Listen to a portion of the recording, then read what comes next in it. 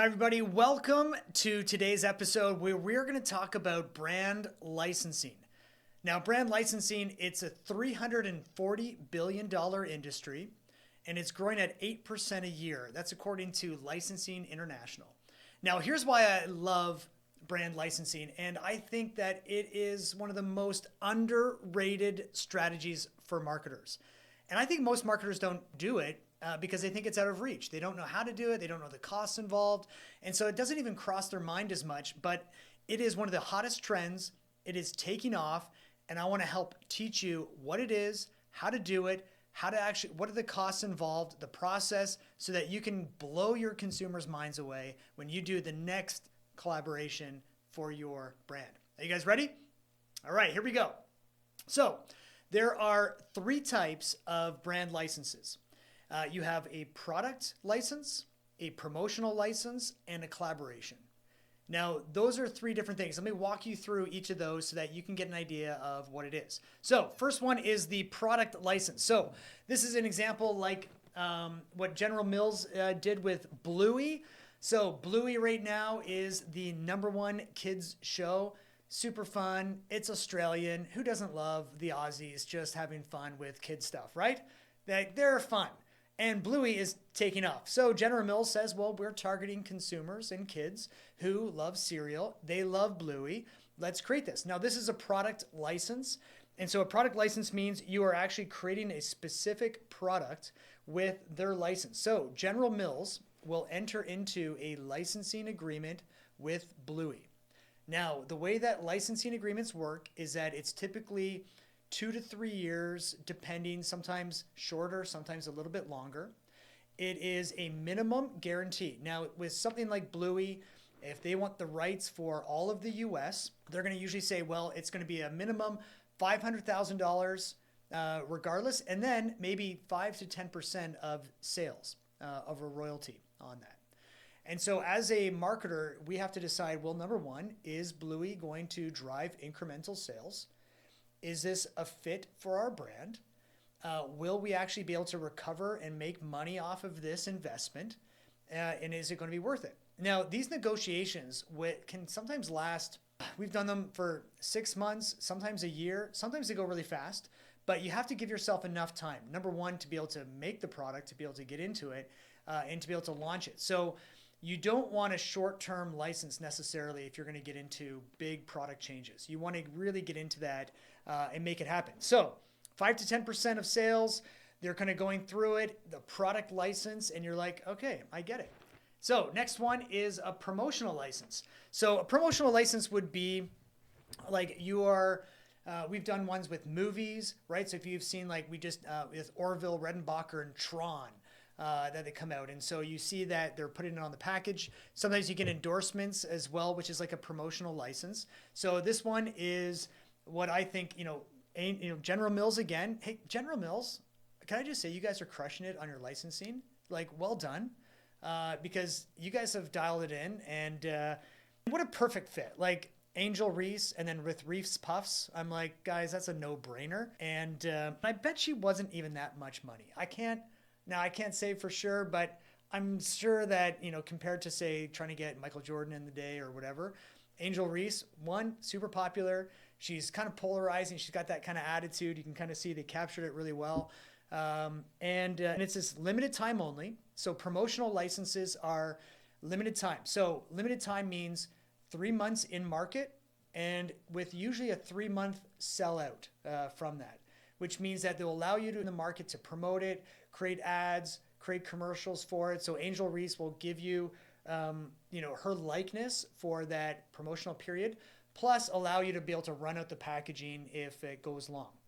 And typically for this cost, it is usually a fee up front. Usually there's not a lot of royalty involved, but usually it's a minimum, it's going to be $50,000, or it might be $20,000 payment, plus if we want you to show up somewhere, if we want you to do a photo shoot like they did here, and you just kind of add some costs in there from that. So the bigger the star, the more celebrity power that they have, the more cost it's going to be. But it's also a big advantage for the celebrities themselves. And I think you can't underestimate that.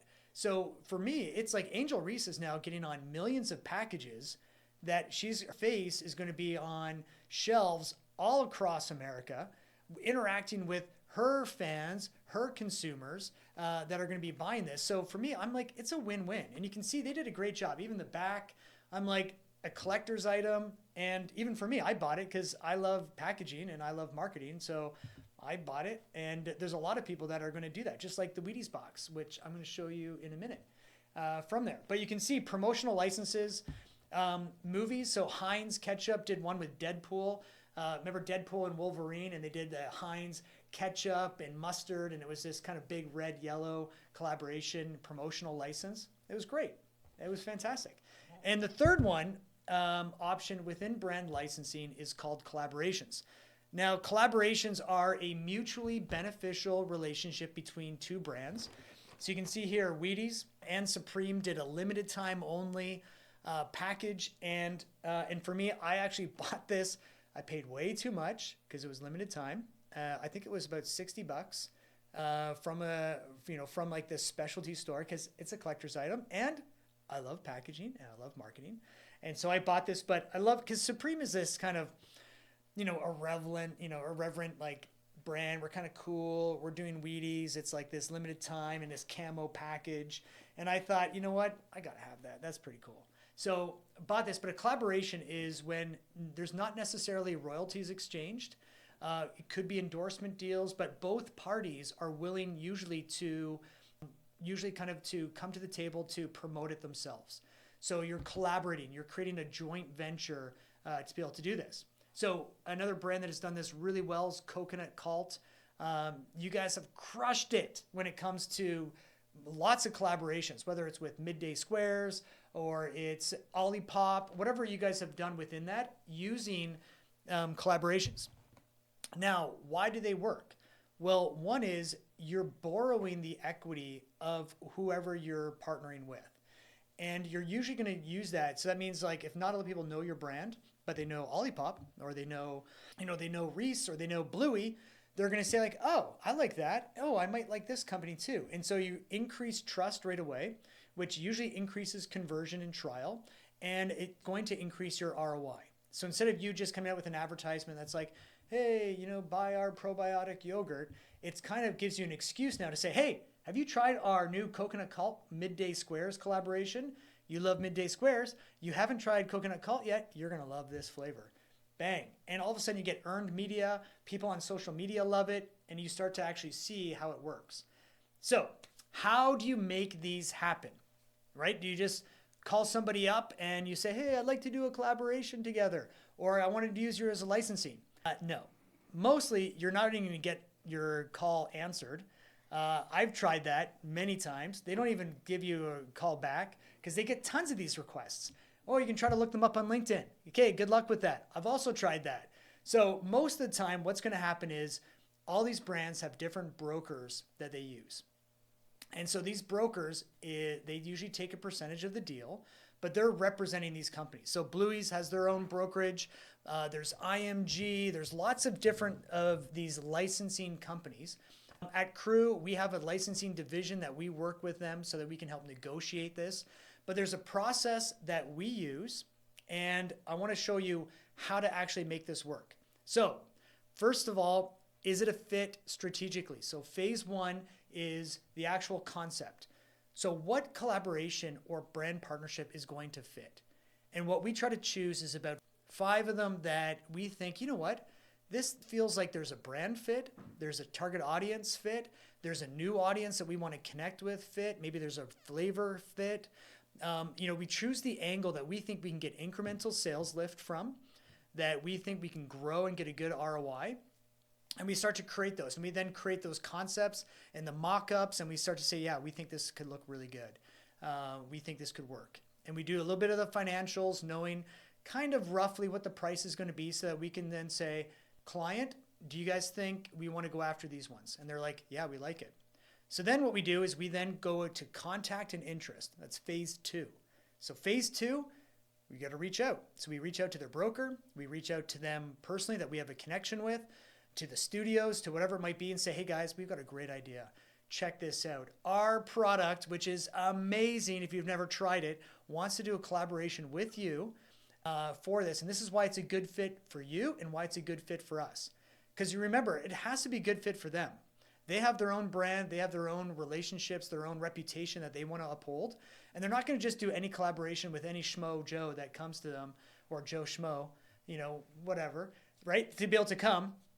And so they want to be able to fit. And so we have to pitch it. And you have to then pitch it to them of like, here's our audience. Here's what's in it for you. Here's why we're a great fit for it. Here's what we think we can offer. And then they say, yeah, you know what? We're interested. So then now the next phase is, okay, great. Let's say out of the 5, we have 2 of them that are interested. Now what? Well, we go to testing. Now, because when a collaboration, it might look easy, but you have to create artwork, you have to create new packaging, you have to create operational timelines, you got to get it distributed, you got to sell it online. There's thousands and thousands and sometimes millions of dollars of costs that are involved to make this work, because you're going to have to advertise it, all the media behind it. And so before you then spend and invest all this dollars, let's validate that with consumers to make sure, will consumers actually want to buy it, right? So that's going to be, that third is consumer validation. So we test it and we're always looking for purchase intent, right? Purchase intent. So when we do our screening, do we say, does this collaboration make sense for the brand? And if consumers are like, yeah, that makes sense. Will you buy it? Yes, right? That's what we're looking for. What percentage of people will actually buy it? And would they buy it at a premium? Like, would you pay an extra dollar for that? That's when the consumers are like, maybe not. If it's the same price, sure, but a little bit more? But if they say, yes, I'm willing, okay, great. We can then charge it so we can make some more money back to pay for the licensing. And it's a limited time offer. So we want to sell it into our customers and our retailers that, hey, retailers, we got this amazing collaboration. We want an incremental DRP display. We're going to make this huge hype, some retail media. Can you picture this, Walmart? Picture this, Target. It is going to be absolutely fantastic. People are going to be screaming to get these new collaboration items. And so we want to be able to put this up. Are you okay with that? And the category buyer will be like, yeah, it would be awesome. Really cool. Let's do this. Great. Because they love it too, right? So for me, collaborations have to be a win for the actual brand. That's us. We want to make money. It has to be a fit for the licensee, the person that we're actually going to be licensing from. They have to feel it's a fit and they can make money and it's good for their consumers and their audience. And the retailers have to think, yeah, you know what? This is going to be good for our shoppers. It's going to give them something new, something fun. And sometimes these retailers say, well, we want an exclusivity on that. And that's when you're like, if they're big enough, I'm always like, absolutely, we will. And if they're not, then it's saying, hey, you know what? I'd love to, but we can't because we're just getting so much demand. We think this is going to be a huge hit from it. And they're usually open with that. Like retailers, they're great to work with. Everybody just wants to really delight and surprise their shoppers and make this a great experience. So then direct to consumer. So a lot of collaborations are just going direct to consumer because the timeline to get it through distributors to retail stores sometimes is too long, too complicated. We've done that with smaller clients that don't have a direct, whether it's a direct store delivery DSD system or they have to work through different retail, like different warehouses. It's too tough. So direct to consumer and selling it online, easy. That's something that you can do collaborations with and get it out there. Collaborations with merchandise even. Like there's so many different options. And then the fourth thing. So once we know we got a good concept, we got the right dance partner, we got consumer validation, then we create the contract and we get it signed. That is when the legal team gets involved. We've got templates and stuff as well for it that we kind of work through to make sure that all the I's are dotted, the T's are crossed, because you want to make sure that it's airtight. You don't want to get into a contract situation and things go sour. You can lose, especially for smaller brands. You do not mess with that. You get your legal team, spend the extra few $1,000s to get somebody to take a look at it and make sure that you're not entering into a contractual agreement that is not going to be beneficial. Because everybody gets into these excited, but if things go wrong, it gets messy. So you want to make sure, do your work up front, get that legal contract. Hopefully everything goes really well, it sells and everything good, but if it doesn't sell and you're on the hook for now thousands of dollars for inventory, for all these things, you want to make sure that nobody comes back and tries to then make you pay where you don't need to from there. But collaborations brand licensing, promotional licensing are one of the absolute best ways to drive growth. And if you need help, let us know. We would love to help you. But I hope that this journey and that this thing is going to help you become a better marketer, because the best marketers build the best brands.